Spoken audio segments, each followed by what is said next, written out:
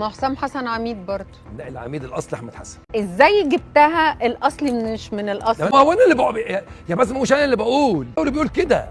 الاتحاد الدولي هو اللي بيقول. ما قلت لك مين اللي طلع لقب العميد؟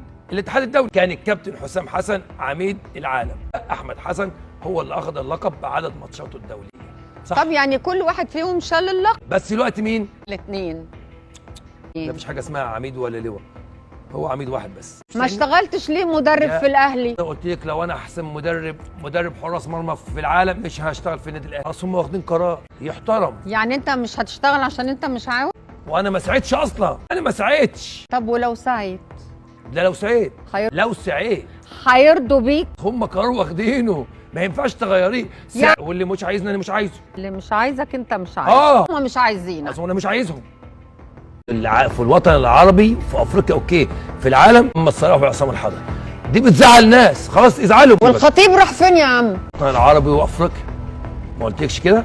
لمية ما فيش الا محمد صلاح وعصام الحضري. الخطيب اسطوره بالناس كلها. على عيني وراسي، اسطوره في مصر وفي الوطن العربي وفي افريقيا. في العالم كله. لا لا لا، قولي اللي انت عايزه تقوليه وانا بقول لك لا، وانا اقول اللي انا عايزه. اللي بتختار. بدليل ان المؤاخذه يعني الجوانتي بتاعي فين؟ التيشيرت بتاعي فين؟ بيقولوا محدش بيشكر نفسه الا ابليس، وانت ليل نهار قاعد تشكر في نفسك. ما اعرفش الصراحه. ها؟ اكيد. لا هذه اقول اكثر. لا هذه اكيد. يا عم ما يتكلمش عن نفسه ولا ابليس، خلاص يا عم. يا راجل خلينا في الكوره.